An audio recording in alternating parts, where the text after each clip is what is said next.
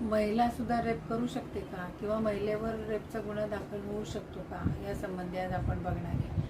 त्याचा आपण बघतो रेप हा जो गुन्हा आहे तो मोस्टली लोकांना असतं की पुरुषच रेप करू शकतात, परंतु आजची जी केस आपण बघणार आहे ती पोक्सो ॲक्टच्या रिलेटेड आहे. तर ही केस आहे ती कर्नाटक हायकोर्टाची.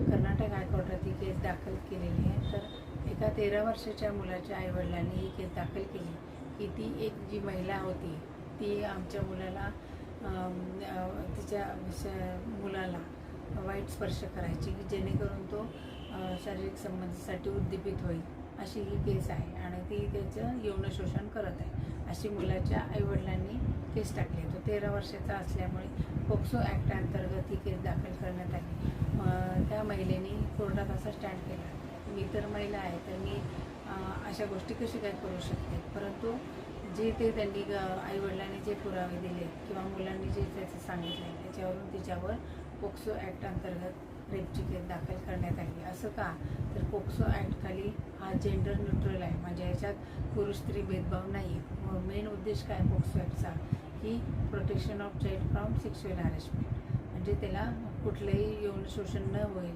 अशासाठी तो ॲक्ट बनवलेला आहे. तर याच्यामध्ये कोर्टाने हा जेंडर न्यूट्रल असल्यामुळे महिलेवर ही केस दाखल करून घेण्यात आली. दोन्ही साईडला आता दोघांना बाजू मांडता येतील त्यांच्या, आणि त्याच्यातून जो काही पुरावा येईल किंवा त्यांचे साक्षी पुरावे होतील त्याच्यावरून तो गुन्हा सिद्ध होईल.